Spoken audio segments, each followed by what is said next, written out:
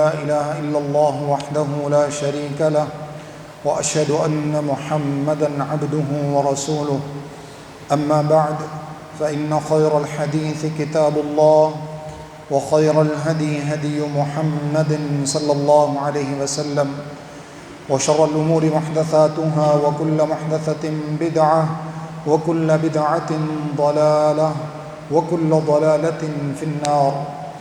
اعوذ باللہ السمیع العلیم من الشیطان الرجیم من ہمزہ ونفخہ ونفثہ بسم اللہ الرحمن الرحیم. قال اللہ عز وجل فی محکم تنزیلہ وَلِكُلٍّ وِجْهَةٌ هُوَ مُوَلِّيهَا فَاسْتَبِقُوا الْخَيْرَاتِ. وقال تعالى في مقام آخر قل إن كنتم تحبون الله فاتبعوني يحببكم الله ويغفر لكم ذنوبكم. مختصر حمد و ثنا اللہ وحدہ لا شریک کی ذات ببرکت کے لیے، اور درود و سلام اللہ کے آخری نبی محمد الرسول اللہ صلی اللہ علیہ وآلہ وسلم کی ذات گرامی پر. حمد و ثنا اور درود و سلام کے بعد قرآن مجید فرقان حمید میں سے سورۃ البقرہ کی ایک آیت کا ایک حصہ آپ کے سامنے تلاوت کیا ہے، اور اسی طرح سے ایک آیت کا حصہ سورہ آل عمران سے آپ کے سامنے تلاوت کیا ہے. اللہ رب العزت سے دعا ہے کہ اللہ تعالیٰ مجھے کتاب و سنت کے مطابق بیان کرنے کی توفیق عطا فرمائے، اور بحیثیت مسلمان ہم سب کو اپنے تمام معاملات میں اللہ اور اس کے رسول صلی اللہ علیہ وسلم کی رہنمائی کے مطابق زندگی گزارنے کی توفیق عطا فرمائے.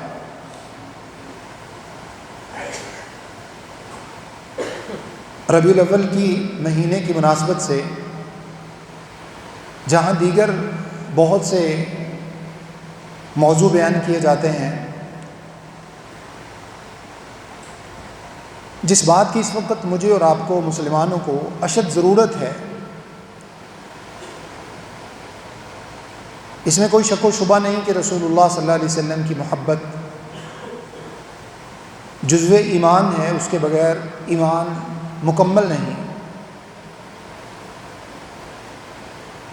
حتیٰ کہ عمر فاروق رضی اللہ تعالیٰ عنہ کی معروف روایت کے مطابق اگر کسی شخص کے دل میں رسول اللہ صلی اللہ علیہ وسلم کی محبت نہیں ہے تو وہ مومن نہیں ہے. آپ کی محبت کے بغیر ایمان مکمل نہیں ہے، اسلام مکمل نہیں ہے. لیکن اس محبت کا اظہار کس طرح سے ہونا چاہیے؟ صحابہ کرام کا اظہار کا طریقہ کار کیا تھا؟ صحابہ نبی صلی اللہ علیہ وسلم سے جو محبت کرتے تھے وہ محبت کیسی ہوتی تھی؟ اور ہمیں آپ صلی اللہ علیہ وسلم سے کس طرح کی محبت کرنی چاہیے؟ اس کے عملی پہلو اور عملی تقاضے کیا ہیں؟ یہ بات ہمارے سمجھنے کی ہے. زبان سے محبت کے دعوے کر لینا اور عملی طور پر کچھ نہ کرنا، جبکہ دوسری طرف صحابہ کرام کا کردار ایسا تھا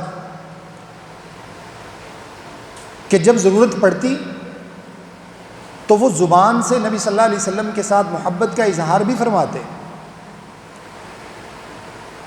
لیکن بکثرت روایات میں یہ بات موجود نہیں ہے کہ صحابہ کرام کو اس بات کی ضرورت پیش آئی ہو کہ انہوں نے بار بار نبی صلی اللہ علیہ وسلم سے محبت کے دعوے کیے.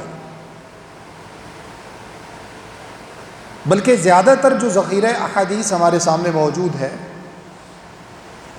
اس کے مطابق محبت دعووں کی محتاج نہیں ہوتی، محبت الفاظ کی محتاج نہیں ہے.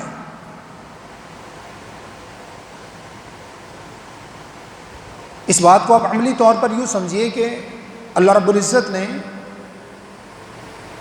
دیہاتی قسم کے جو لوگ تھے جن کو عربی زبان میں اعرابی کہا جاتا ہے، جب انہوں نے اسلام قبول کیا تو اللہ رب العزت نے ان کی بابت یہ بات بیان فرمائی ہے کہ قالت الاعراب آمنا. اعرابی دیہاتی قسم کے جو لوگ تھے جب وہ اسلام میں داخل ہوئے تو کہنے لگے کہ ہم ایمان لے آئے. اللہ نے فرمایا قل لم تؤمنوا ولكن قولوا اسلمنا ولما يدخل الايمان في قلوبكم وان تطيعوا الله ورسوله لا يلدكم من اعمالكم شيئا. تم یہ نہیں کہو کہ تم ایمان لے آئے ہو، یہ نہ بولو کہ تم ایمان لے آئے ہو، بلکہ صرف یہ بولو کہ وَلَٰكِنْ قُولُوا أَسْلَمْنَا، کہ ابھی ہم نے صرف اسلام قبول کیا ہے، ابھی ہم صرف اسلام میں داخل ہوئے ہیں، ابھی ایمان نہیں لائے. اور اللہ نے فرمایا کہ زبان سے جب تم نے یہ اقرار کر لیا کہ تم نے اسلام کو قبول کر لیا ہے، اسلام میں تم داخل ہو گئے ہو، تو اس کا یہ معنی نہیں ہے کہ اسلام تمہارے دلوں میں بھی داخل ہو چکا ہے، بلکہ اس کے لیے تم نے زبان سے اظہار کیا ہے، کلمہ طیبہ پڑھ کر، کلمہ شہادت بول کر تم نے اس بات کا اقرار کیا ہے کہ تم نے اسلام کو قبول کر لیا. اب تمہیں عملی طور پر اس کا ثبوت دینا ہے جس سے یہ بات ثابت ہو سکے کہ ایمان تمہارے دلوں میں داخل ہو گیا ہے. وَلَمَّا يَدْخُلِ الْإِيمَانُ فِي قُلُوبِكُمْ، ابھی تک ایمان تمہارے دلوں میں داخل نہیں ہوا. اور وہ کیسے داخل ہوگا؟ اللہ اور اس کے رسول صلی اللہ علیہ وسلم کی اطاعت کرو گے، عملی طور پر اس کا اظہار کرو گے، تو پھر تم صحیح معنی میں مومن بن سکتے ہیں. یہ جو بنیادی طور پر اسلام کا جو عبادات کا چیپٹر ہے، جو مکمل اسلام نہیں، اسلام کا ایک پارٹ ہے، اسلام کا ایک حصہ ہے. اس وقت ہم میں سے زیادہ تر مسلمانوں کی جو صورتحال ہے وہ صرف اور صرف ان عبادات کے ساتھ چپکی ہوئی ہے. ہم یہ سمجھتے ہیں کہ شاید ہم نے یہ عبادات کر لیں، وہ بھی جیسی ہم کرتے ہیں ہم سب جانتے ہیں، تو اس کے بعد ہمیں کسی بھی طرح کے ایمان، کسی بھی طرح کی اخلاقیات، کسی بھی طرح اللہ اور اس کے رسول صلی اللہ علیہ وسلم کی اطاعت اور دین کو سمجھنے کی ضرورت نہیں ہے. جبکہ حقیقت میں یہ صرف وہ چیز ہے جس کے بارے میں اب اسلام اور ایمان کی تعریفات سمجھ کر دیکھ لیں. بچپن میں ہم میں سے بہت سے لوگوں نے ایمان مجمل اور ایمان مفصل یاد کیا ہوگا. نبی صلی اللہ علیہ وسلم نے اسلام کی تشریح بھی فرمائی اور ایمان کی تشریح بھی فرمائی. اسلام کی تشریح جب نبی صلی اللہ علیہ وسلم نے فرمائی تو وہ کیا ہے؟ ان تشہد ان لا الہ الا اللہ وان محمد رسول اللہ وتقیم الصلاۃ وتؤتی الزکاۃ وتصوم رمضان وتحج البیت ان استطعت الیہ سبیلا.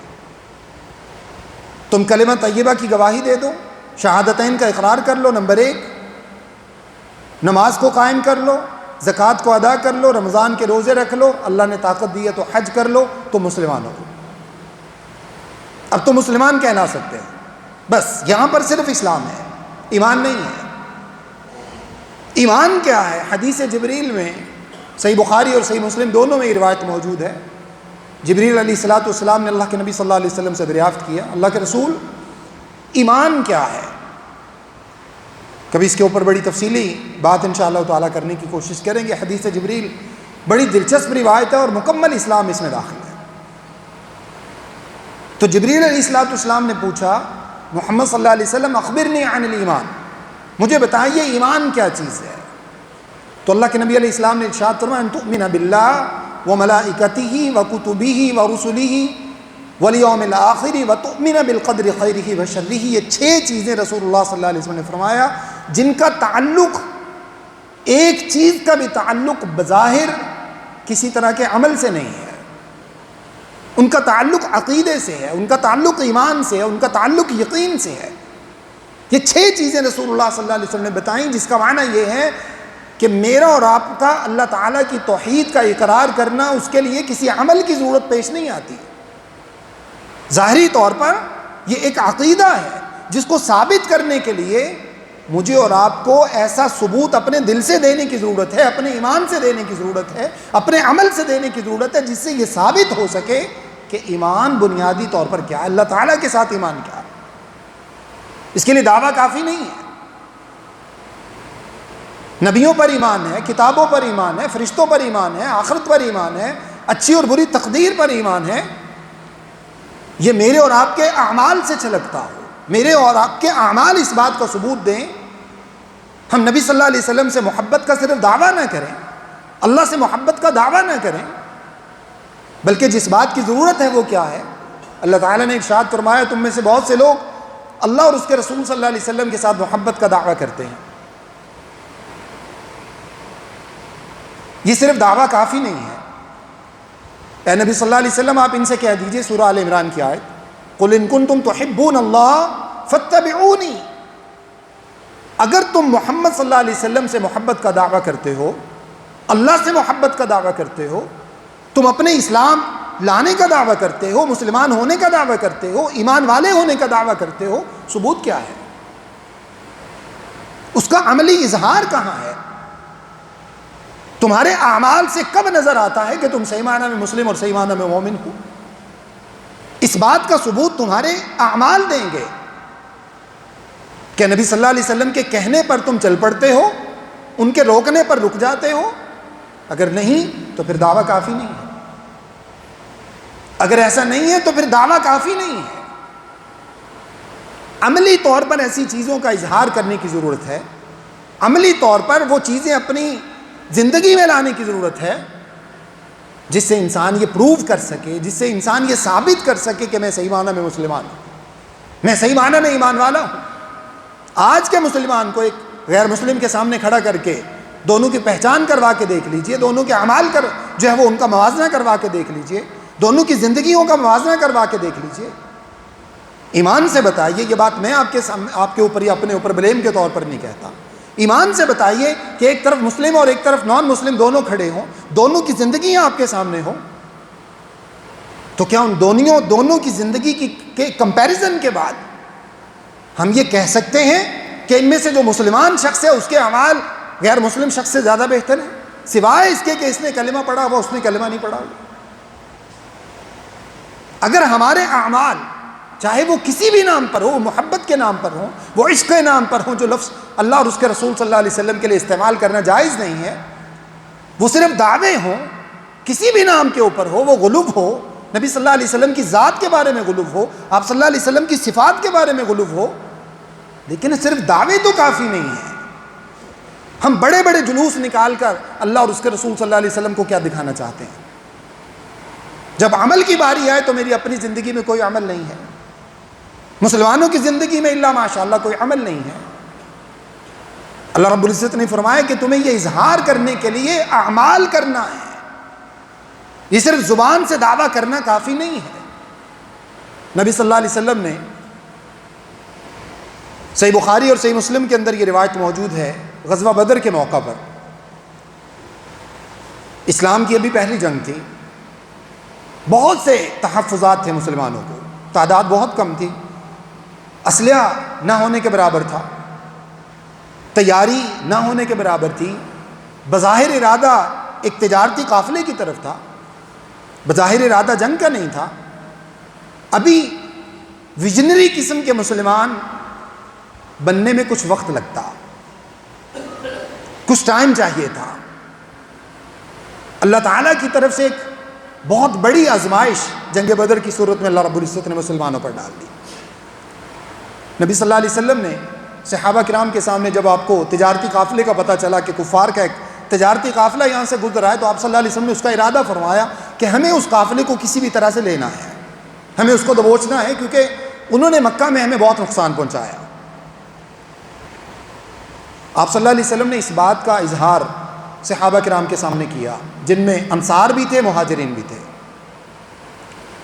جب اللہ کے رسول صلی اللہ علیہ وسلم نے یہ بات ارشاد فرمائی کہ میرا یہ ارادہ ہے کہ ہم کفار کے اس تجارتی قافلے کو رستے میں ہی دبوچ لیں، کیونکہ بہت سا مال و اسباب لے کر آ رہا ہے، اور ان کا اعلان ہو چکا ہے اس بات کا کہ اس قافلے سے، اس سفر سے جتنا بھی ان کو پروفٹ ہوگا وہ سارے کا سارا مسلمانوں کے خلاف خرچ کریں گے۔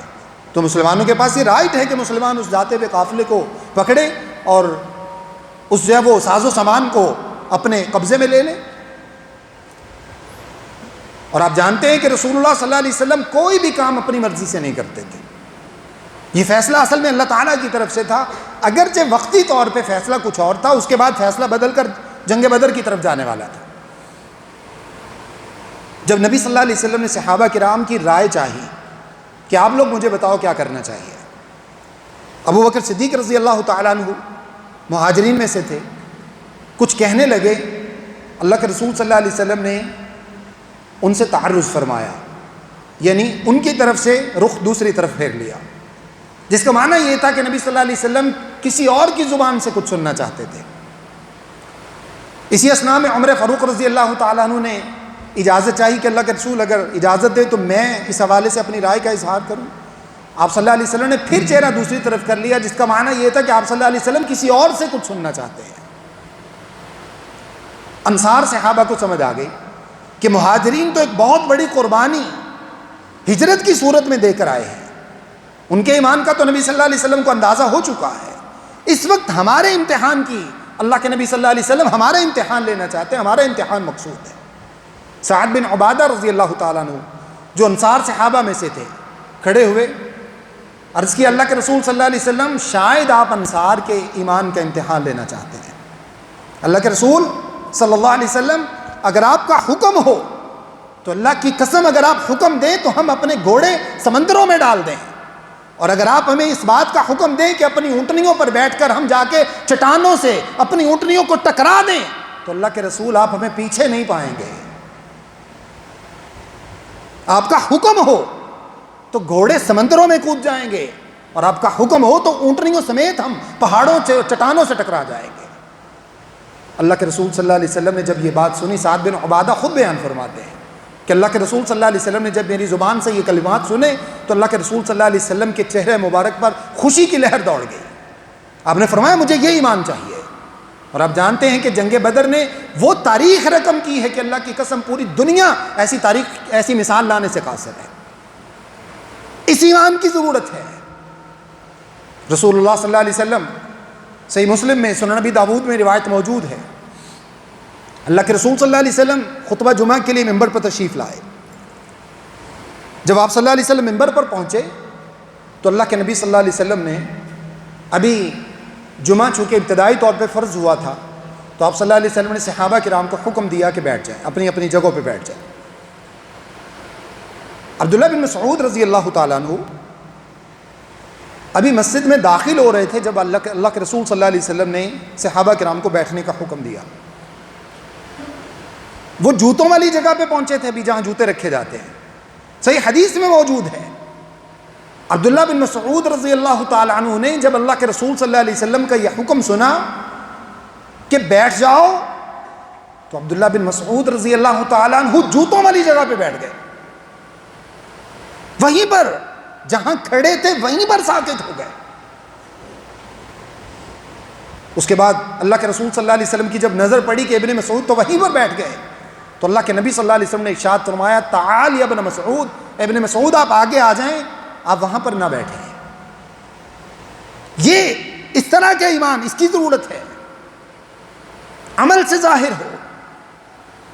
رسول اللہ صلی اللہ علیہ وسلم کی بہت سی سنتیں ایسی ہیں، بہت سے معمولات ایسے ہیں، بحیثیت مسلمان میرے اور آپ کے عمل سے ان کا اظہار ہونا چاہیے، جانتے تک نہیں ہیں۔ اس کی وجہ سے جو اس کا نقصان ہے، جو اس کی وجہ سے خیر و برکت آنی تھی، اس سے محرومی ہے، وہ بھی اس کا بھی مشاہدہ کرتے ہیں، اس کا نقصان بھی اٹھاتے ہیں، لیکن اس کے باوجود رسول اللہ صلی اللہ علیہ وسلم کی سنتوں پر عمل پیرا ہونے کو تیار نہیں ہے۔ اور بڑے عجیب سے معاملات ہو چکے ہیں اس معاملے میں، بڑی عجیب سی کنٹروورسی ہے، کچھ دعوے، کچھ نعرے کچھ لوگوں نے لگانے شروع کیے تو ہم نے ان کو ان کے ساتھ خاص کر دیا۔ اب مثال کے طور پر درود شریف سے میرا اور آپ کا کوئی تعلق نہیں ہے، میرا اور آپ کا درود شریف سے کوئی لینا دینا نہیں ہے، کیوں نہیں ہم درود شریف کا اہتمام اپنی زندگیوں میں کرتے؟ یقین کیجئے اللہ کے رسول صلی اللہ علیہ وسلم کی ایک حدیث کے مطابق، بہت سی احادیث ہیں درود شریف کی فضیلت میں، نبی صلی اللہ علیہ وسلم کی ایک حدیث کے مطابق اگر اپنی دعا میں صرف درود شریف ہی پڑھا جائے اور کچھ نہ پڑھا جائے تو اللہ کے نبی علیہ الصلوۃ والسلام نے ارشاد فرمایا، اذن تکفی لک ہمک ویغفر لک ذنبک، کما قال علیہ الصلوۃ والسلام، فرمایا کہ صرف درود کے ساتھ مانگی ہوئی دعا کے نتیجے میں اللہ ہر قسم کی تمہاری مصیبتوں کو دور فرما دے گا، تمام غموں کو دور فرما دے گا، تمہارے تمام گناہوں کی اللہ بخشش کر دے گا، تمام گناہ بخشے جائیں گے، ہر مصیبت دور ہو جائے گی۔ دنیا سنورتی ہے، آخرت سنورتی ہے۔ عبداللہ بن عمر رضی اللہ تعالیٰ عنہ بڑے کبار صحابہ میں سے ہیں، بڑے عظیم محدث ہیں۔ ان کی روایت کردہ جو حدیث ہوتی ہے وہ سلسلۃ الذہب، گولڈن چین کہلاتی ہے۔ وہ عبداللہ بن عمر رضی اللہ تعالیٰ عنہ صحابہ کے ساتھ جو ہے وہ جہاد، اس کے لیے حج کے لیے جا رہے ہیں۔ رستے میں ایک جگہ پر ایسے ہی بیٹھ گئے۔ صحابہ نے عرض کیا کہ آپ حضرت یہاں کیوں بیٹھے؟ آپ کا کوئی مقصد تو نہیں تھا، کوئی حاجت تو نہیں تھی؟ فرمایا کہ میں نے اللہ کے نبی صلی اللہ علیہ وسلم کے ساتھ جب سفر کیا تھا تو اللہ کے رسول صلی اللہ علیہ وسلم یہاں تھوڑی دیر کے لیے قضائے حاجت کے لیے بیٹھے تھے، مجھے اس کی تو حاجت نہیں تھی، لیکن مجھے مناسب نہیں لگا کہ جہاں اللہ کے نبی صلی اللہ علیہ وسلم بیٹھے ہوں میں وہاں پر ایسے ہی چل کے گزر جاؤں۔ اس محبت کی ضرورت ہے۔ سلام کہنا بڑی بظاہر معمولی سی بات ہے، بظاہر بڑا چھوٹا سا عمل ہے، لیکن کتنی بڑی فضیلت ہے اس کی، کتنا بڑا عمل ہے جو مسلمانوں سے ختم ہو چکا۔ یہ مسلمان کی پہچان ہے۔ اللہ رب العزت نے قرآن مجید میں کئی جگہوں پر یہ بات ارشاد فرمائی ہے۔ سورہ یونس میں ارشاد فرمایا کہ جب اہل جنت جنت میں جائیں گے تو پھر ارشاد فرمایا کہ تحیتہم یوم یلقونہ سلام۔ سورہ احزاب میں یہ بات ارشاد فرمائی کہ جب اہل جنت جنت میں جائیں گے تو تحیتہم یوم یلقونہ سلام، ان کا تحفہ وہاں پر ایک دوسرے کو سلام سلام کی آوازیں ہوں گی۔ اہل جنت ایک دوسرے کے سامنے تکیے لگائے بیٹھے ہوں گے اور جب بھی کسی سے مخاطب ہوں گے ایک دوسرے کو سلام کی آواز بولیں گے۔ سلام اللہ کا نام ہے۔ سلام کا معنی یہ ہے کہ تم پر سلامتی ہو۔ ہم نے دوسروں کی مشابہت میں، غیروں کی اغیار کی، ویسٹرن کی مشابہت میں ہم نے اپنی شعار کو چھوڑ دیا، اپنی پہچان کو چھوڑ دیا، اپنی جو اسلام کے ساتھ ہماری محبت کا اظہار تھا ہم نے وہ الفاظ تک ترک کر دیے۔ اس کا نقصان ہمارے گھروں پر ہے، اس کی وجہ سے شیطان ہمارے گھروں پہ آتا ہے، اس کی وجہ سے ہم ایک دوسرے کو سلامتی کی دعائیں دینے سے محروم ہو گئے۔ یہ نبی صلی اللہ علیہ وسلم سے محبت ہے، یہ اسلام سے محبت ہے۔ سلام ایسا لفظ ہے جس کو اللہ تعالیٰ نے اسی لفظ سے ہمارے دین کا نام رکھا ہے، اسلام۔ دونوں کا مادہ، دونوں کا روٹ ورڈ اوریجن دونوں کا سیم ہے، سلامتی ہے۔ جو شخص اسلام میں داخل ہو جاتا ہے وہ شخص امن میں آ جاتا ہے، وہ آشتی میں آ جاتا ہے، وہ سلامتی میں آ جاتا ہے، وہ پیس میں آ جاتا ہے۔ ہم کون سے مسلمان کو سلام کہتے ہیں؟ نبی صلی اللہ علیہ وسلم کی ایک حدیث کا مفہوم ہے جس میں آپ نے فرمایا کہ قرب قیامت کی علامات میں سے یہ ہے کہ لوگ صرف اپنے جاننے والوں کو سلام بولیں گے، اور وہ بھی کیا ہے؟ الفاظ۔ ہمیں الفاظ تک نہیں آتے، ہمارے بچوں کو الفاظ تک نہیں آتے۔ کوئی السلام علیکم کہتا ہے، کوئی السلام علیکم کہتا ہے، کوئی عجیب سے الفاظ ہیں۔ ضرورت ہے اس بات کو سمجھنے کی۔ اللہ کے رسول صلی اللہ علیہ وسلم کی ایک حدیث آپ کے سامنے رکھتا ہوں۔ اس سے پہلے اللہ رب العزت نے سورہ زمر میں ارشاد فرمایا وَسِيقَ الَّذِينَ اتَّقَوْا رَبَّهُمْ إِلَى الْجَنَّةِ زُمَرًا حَتَّى إِذَا جَاءُوهَا وَفُتِحَتْ عَلَيْهِمْ أَبْوَابُهَا وَقَالَ لَهُمْ خَزَنَتُهَا سَلَامٌ عَلَيْكُمْ طِبْتُمْ فَادْخُلُوهَا خَالِدِينَ۔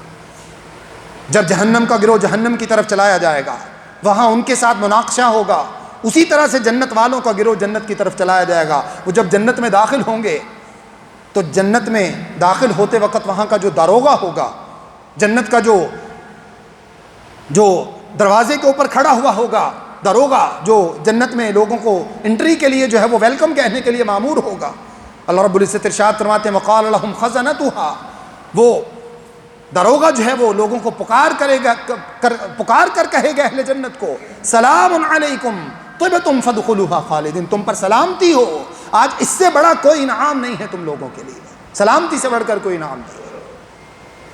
اللہ کے نبی صلی اللہ علیہ وسلم نے حدیث میں ارشاد فرمایا، صحیح مسلم میں اللہ کے نبی صلی اللہ علیہ وسلم کا یہ فرمان موجود ہے، ارشاد فرمایا لا تدخلون الجنة حتى تؤمنوا ولا تؤمنوا حتى تحابوا اولا ادلکم علی شیء اذا فعلتموه تحاببتم افشوا السلام بینکم۔ اللہ کے رسول صلی اللہ علیہ وسلم نے ارشاد فرمایا دیکھو تم اس وقت تک جنت میں داخل نہیں ہو سکتے جب تک تمہارا ایمان مکمل نہ ہو جائے۔ بہت سی باتیں ہیں ایمان کو مکمل کرنے والی، ان میں سے ایک بات اللہ کے رسول صلی اللہ علیہ وسلم نے اس حدیث میں بیان فرمائی ہے، سمجھ لیجئے، الفاظ کو سمجھیے، انداز کو سمجھیے رسول اللہ صلی اللہ علیہ وسلم کے۔ تم میں سے کوئی شخص اس وقت تک مومن نہیں ہو سکتا جب تک جو ہے کوئی جنت میں نہیں جا سکتا جب تک جو ہے وہ اس کا ایمان مکمل نہ ہو جائے۔ اور اس کے بعد ارشاد فرمایا وَلَا تُؤْمِنُوا حَتَّى تَحَابُّوا، اور یاد رکھو تم میں سے کسی شخص کا ایمان مکمل نہیں ہو سکتا جب تک تم آپس میں محبت نہ کرنے لگ جاؤ۔ باقی حدیث آپ کے سامنے بیان کرنے سے پہلے ذرا میں اور آپ اپنا جائزہ لیں. بحیثیت مسلمان ہم اپنے مسلمان بھائیوں کے مفادات کے کتنے حمایتی ہیں, ہم کتنے مفادات اپنے بھائیوں کے چاہتے ہیں, جبکہ رسول اللہ صلی اللہ علیہ وسلم نے ارشاد فرمایا ایک مسلمان کا دوسرے مسلمان پر حق یہ ہے کہ یحب لأخیہ ما یحب لنفسہ.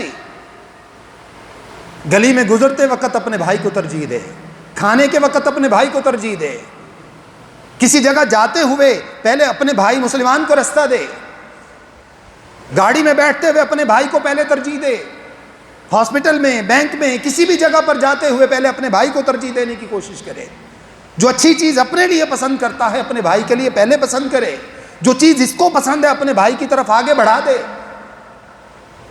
یہ مسلمانوں کی محبت ہے. اللہ کے نبی صلی اللہ علیہ وسلم نے ارشاد فرمایا اگر یہ محبت نہیں ہے تو ایمان نہیں ہے. اگر ایک دوسرے کے لیے ایثار اور قربانی نہیں ہے تو ایمان نہیں ہے. ہم اپنے معاملات کا جائزہ لیں, ہمسایوں کے ساتھ اپنے تعلقات کا جائزہ لیں, دوستوں کے ساتھ اپنے تعلقات کا جائزہ لیں, کولیگز کے ساتھ اپنے تعلقات کا جائزہ لیں. کیا ہم اپنے مفاد کو اپنے بھائی کی خاطر قربان کرتے ہیں یا ہمیشہ بہت معذرت کے ساتھ دوسرے کو کاٹنے کی کوشش کرتے ہیں؟ اگر ایسا ہے تو یہ ایمان نہیں ہے, یہ ہمارا عمل ایمان والا نہیں ہے. 2 فٹ بال کے کھلاڑیوں نے سعودی عربیہ میں صرف اس وجہ سے اسلام قبول کیا کہ جس ڈرائیور کے ساتھ انہوں نے سفر کیا تھا اس ڈرائیور نے رستے میں ان کی خاطر تواضع کی, اور جب ان کو ان کی منزل مقصود پہ پہنچایا تو ان سے پیسے نہیں لیے, ان سے کرایہ نہیں لیا. انہوں نے پوچھا کیوں؟ کہنے لگا تم ہمارے مہمان ہو. یہ اسلام کی روایات ہے. اس وجہ سے ان دونوں فٹ بالرز نے اسلام قبول کر لیا. کہ آج ایمان کی بات ہے. اللہ مجھے بھی معاف فرما دے, ہم سب کو اللہ رب العزت معاف فرما دے, ہمیں اپنے اعمال کی اصلاح کرنے کی توفیق عطا فرمائے. ایمان سے بتائیے کہ آج میرے اور آپ کے اعمال, میری اور آپ کی زبان, میرا اور آپ کا اخلاق, میرے اور آپ کے معاملات اس قابل ہیں کہ کسی کے ساتھ ہم معاملہ کریں, اخلاق سے پیش آئیں, محبت سے بات کریں, سچ گوئی کا مظاہرہ کریں اور وہ ہمارے اعمال سے متاثر ہو کر اسلام قبول کر لیں؟ تو اس کا معنی یہ ہے کہ اگر یہ بات ہمارے اندر موجود نہیں ہے تو پھر مجھے اور آپ کو اپنے اسلام کا جائزہ لینے کی ضرورت ہے. مجھے اور آپ کو اپنے ایمان کا جائزہ لینے کی ضرورت ہے. صرف دعویٰ کافی نہیں ہے. کل قیامت والے دن ہم اللہ کے سامنے کہیں اے اللہ ہم نے تو اتنے جھنڈے لگائے تھے, اتنے جلوس نکالے تھے, اتنے دعوے کیے تھے, میں تو ہمیشہ کہتا تھا اسلام سب سے اچھا ہے, مسلمان سب سے اچھے ہیں. اللہ فرمائیں گے عمل کیا کر کے آئے ہو, عمل کیا کر کے لائے ہو, مجھے یہ بتاؤ. گاندھی کے زمانے کی بات ہے, گاندھی نے ایک مسلم عالم دین, ان کا نام اس وقت میرے ذہن میں نہیں, ان کے سامنے اظہار کیا کیونکہ اس وقت اس کو اس علاقے کے مسلمانوں کے ووٹ کی ضرورت تھی. آج ہم بڑا اپریشیٹ کرتے ہیں اگر کوئی کافر اسلام کی تعریف کر دے, کافر اسلام کی حقانیت کو دیکھ کر اس کی تعریف کرنے پہ مجبور ہو جاتا ہے. لیکن اصل مسئلہ یہ ہے, ضرورت اس بات کی ہے کہ کوئی کافر اسلام کے ساتھ مسلمان کی بھی تعریف کرے, وہ یہ بھی بتائے کہ مسلمان کیسے ہوتے ہیں, اسلام کی اتباع کرنے والے کیسے ہوتے ہیں. اسلام کی تعریف تو سب کرتے ہیں, یہ تو ان کی مجبوری ہے. اسلام خوبصورت اتنا دین ہے کہ اس کی تعریف کیے بنا کوئی رہ نہیں سکتا. مزہ تو تب ہے کہ کوئی مسلمان کی بھی تعریف کرے. تو گاندھی کہنے لگا اسلام کی یہ سچائی ہے, اسلام کی یہ حقانیت ہے, محمد اتنے اچھے ہیں, فلاں اتنے اچھے ہیں, تمام صحابہ کرام کا نام لیا. تو عالم دین کہنے لگے پھر آپ اسلام قبول کیوں نہیں کر لیتے؟ اگر ایسی ہی بات ہے تو آپ اسلام قبول کیوں نہیں کر لیتے؟ اور ساتھ ہی فرمانے لگے یہ مکھن لگانے کی مسلمانوں کو ضرورت نہیں ہے, مسلمانوں کو اندازہ ہے کہ ان کا اسلام کتنا قیمتی مذہب ہے. ضرورت اس بات کی ہے کہ مسلمانوں کے ایثار سے, مسلمانوں کی قربانی سے, مسلمانوں کے اعمال سے, مسلمانوں کے اخلاق سے, ان کی سچائی سے, ان کی زبان سے, ان کے معاملات سے, ہر بات سے اس بات کا اظہار ہوتا ہو کہ مسلمانوں جیسا, اگر اسلام جیسا مذہب نہیں ہے تو مسلمانوں جیسا کوئی فالوور نہیں ہو سکتا, مسلمانوں جیسا کوئی اتباع کرنے والا نہیں ہو سکتا, مسلمانوں جیسی دنیا کے اندر کوئی مملکت نہیں ہو سکتی. اللہ مجھے اور آپ کو سمجھ عطا فرمائے. تو اللہ کے نبی صلی اللہ علیہ وسلم نے ارشاد فرمایا وَلَا تُؤْمِنُوا حَتَّى تَحَابُّوا, اس وقت تک تمہارا ایمان مکمل نہیں ہو سکتا جب تک تم ایک دوسرے سے محبت نہ کرنے لگ جاؤ. محبت کیا ہوتی ہے؟ محبت یہ ہے کہ اپنے بھائی کی خاطر سب کچھ قربان کر دیا جائے. محبت یہ ہے جو صحابہ کرام نے مواخات مدینہ کی صورت میں جو ہے وہ انصار صحابہ نے مہاجرین کو دکھائی تھی. جب مہاجرین آئے, لٹے پٹے وہاں پر پہنچے ہیں, اللہ کی قسم جس کی 2 بیویاں ہیں اس نے ایک بیوی کو طلاق دے دی، بلکہ اپنے بھائی سے کہا میری دونوں بیویوں میں سے جس سے شادی کرنا چاہتے ہو میں اس کو طلاق دے دیتا ہوں، تم اس سے شادی کر لو۔ اپنے باغیچے دکھائے، جو باغیچہ تمہیں پسند ہو تمہیں دے دیتا ہوں، کیونکہ تم وہاں سے اسلام کی خاطر نکلے ہو۔ جو باغیچہ تمہیں پسند ہو وہ دے دیتا ہوں، جو کھیتی تمہیں پسند ہو وہ دے دیتا ہوں، جو درخت تمہیں کھجور کا اچھا لگتا ہو وہ تمہاری ملکیت ہو گیا، آج کے بعد اس کے بارے میں تم سے نہیں پوچھوں گا۔ یہ محبت ہے، یہ مواخات ہے جس کی اسلام کو ضرورت ہے، جس کی مجھے اور آپ کو اپنے اندر جو ہے وہ تبدیلی لانے کی ضرورت ہے۔ اللہ کے رسول صلی اللہ علیہ وسلم نے ارشاد فرمایا، بھی آپ کے سامنے صرف ایک سنت بیان کی ہے، ارشاد فرمایا وَلَا تُؤْمِنُوا حَتَّى تَحَابُّوا، تم اس وقت تک مومن نہیں ہو سکتے جب تک ایک دوسرے سے محبت نہ کرنے لگ جاؤ۔ أَوَلَا أَدُلُّكُمْ عَلَى شَيْءٍ إِذَا فَعَلْتُمُوهُ تَحَابَبْتُمْ، تمہیں ایک ایسا عمل بتاؤں، ایک ایسی بات کے بارے میں تمہیں خبر نہ دوں کہ اگر تم اس کے اوپر عمل پیرا ہو جاؤ، عمل کرنے والے بن جاؤ تو تمہارے اندر محبت پیدا ہو جائے گی، محبت پیدا ہوگی تو ایمان مکمل ہو جائے گا، ایمان مکمل ہو گیا تو جنت میں چلے جاؤ گے۔ اور اس کے بعد اللہ کے نبی صلی اللہ علیہ وسلم نے خود ہی ارشاد فرمایا افشوا السلام بینکم، ایک دوسرے کے اوپر سلامتی کو عام کر دو۔ جب بھی کسی مسلمان بھائی کے پاس سے گزرو، اس کو جانتے ہو یا نہیں جانتے ہو، اس کو سلام سلام کی آوازیں لگایا کرو، السلام علیکم السلام علیکم، تم بھی سلام بولو، وہ بھی تمہیں سلام بولے۔ صحابہ فرماتے ہیں اللہ کے رسول صلی اللہ علیہ وسلم کبھی اگر سامنے سے گلی میں تشریف لا رہے ہوتے، ہم بھی جا رہے ہوتے، ہماری کوشش ہوتی کہ آج ہم اللہ کے نبی صلی اللہ علیہ وسلم سے سبقت لے جائیں گے، آپ کو پہلے سلام کہہ دیں گے۔ اللہ کے نبی صلی اللہ علیہ وسلم ہمیں سبقت لے جانے کا موقع نہیں دیتے تھے، ہم ابھی آپ کے پاس سے گزر رہے ہوتے، اللہ کے نبی صلی اللہ علیہ وسلم ہمیں پہلے سلام فرما دیتے۔ ارشاد فرمایا ایک دوسرے کو سلام کو عام کر دو۔ اور اس کے بعد اللہ کے نبی صلی اللہ علیہ وسلم نے دوسری حدیث میں ارشاد فرمایا، آخری بات کر کے اپنی بات کو ختم کرتا ہوں، اللہ کے نبی علیہ الصلوۃ والسلام نے ارشاد فرمایا لوگو افشوا السلام اطعموا الطعام وصلوا الارحام وصلوا باللیل والناس نیام تدخلوا الجنۃ بسلام۔ سلامتی کے ساتھ اگر جنت میں جانا چاہتے ہو، کس کے ساتھ؟ سلامتی کے ساتھ، سلامتی کی آوازوں کے ساتھ جنت میں جانا چاہتے ہو، تمہیں سلامتی کے تحفے پیش کیے جائیں جنت میں جاتے وقت، اگر تم اس طرح جنت میں جانا چاہتے ہو تو تمہیں آج نسخہ بتا دوں۔ اللہ کے رسول صلی اللہ علیہ وسلم نے ارشاد فرمایا افشوا السلام، نمبر 1 سلام کو عام کر دو، ایک دوسرے کو سلام بولا کرو، السلام علیکم ورحمۃ اللہ وبرکاتہ۔ اللہ نے قرآن میں حکم دیا ہے وَإِذَا حُيِّيتُم بِتَحِيَّةٍ فَحَيُّوا بِأَحْسَنَ مِنْهَا أَوْ رُدُّوهَا، اگر تمہیں تحفہ دیا جائے، کوئی تمہیں تحفہ دے دے، تمام مفسرین نے بیان فرمایا کہ اس تحفہ سے مراد صرف سلام ہے، اس کے علاوہ دیگر تحائف بھی شامل ہیں، لیکن بنیادی طور پر اس تحفہ سے مراد سلام ہے۔ اگر کوئی تمہیں تحفہ دے، اللہ رب العزت نے ارشاد فرمایا فَحَيُّوا بِأَحْسَنَ مِنْهَا، اس سے زیادہ اچھا اس کو لٹاؤ۔ اگر کوئی تمہیں کہتا ہے السلام علیکم، تم جواباً کہو وعلیکم السلام ورحمۃ اللہ۔ اگر کوئی کہتا ہے السلام علیکم ورحمۃ اللہ، تم بولو وعلیکم السلام ورحمۃ اللہ وبرکاتہ۔ اور اگر وہ بھی تمہیں یہ مکمل سلام کہہ دیتا ہے تو اللہ نے ارشاد فرمایا فَحَيُّوا بِأَحْسَنَ مِنْهَا أَوْ رُدُّوهَا، یا کم از کم جتنا وہ کہتا ہے اتنا تو اس کو واپس لٹاؤ۔ اللہ کے نبی صلی اللہ علیہ وسلم نے ارشاد فرمایا سلام کو عام کر دو، اطعموا الطعام، ایک دوسرے کو محبت سے کھانے کھلایا کرو، ضرورت مندوں کی ضرورتوں کا خیال کیا کرو، وَيُطْعِمُونَ الطَّعَامَ عَلَى حُبِّهِ مِسْكِينًا وَيَتِيمًا وَأَسِيرًا، اللہ کی رضا کی خاطر کبھی کسی کو کھانا کھلا کے دیکھو، کبھی کسی مسکین کے سر پہ ہاتھ رکھ کے دیکھو، یتیم کے سر پہ ہاتھ رکھ کے دیکھو، کبھی کسی قیدی کے لیے کھانے کا بندوبست کر کے دیکھو۔ اللہ کی محبت کی خاطر جہاں سے تمہیں کوئی لالچ نہ ہو، جہاں سے تمہیں کوئی مفاد نہ ہو، جہاں سے تمہیں کوئی غرض نہ ہو کہ اگر میں یہاں پر کچھ کروں گا تو مجھے اس سے ڈبل آگے سے معاوضہ ملے گا، نہیں، صرف اللہ کی محبت کی خاطر فرمایا کھانے کھلایا کرو۔ اور اس کے بعد اللہ کے نبی علیہ السلام نے ارشاد فرمایا وصلوا الارحام، رشتہ داروں کے ساتھ اچھے ہو جاؤ، وہ برے بھی ہوں تو ان کے ساتھ اچھے ہو جاؤ، وہ گالیاں نکالے تو ان کو امن کا پیغام دو، وہ تمہیں کاٹنے کی کوشش کریں ان کو ملانے کی کوشش کرو، وہ جتنے بھی برے ہو جائیں ان کے حق میں کبھی برے نہ ہونا۔ وصلوا الارحام، رشتہ داریوں کو ملا دو، کیونکہ رحم کو اللہ رب العزت نے اپنے نام رحمان سے پیدا کیا ہے۔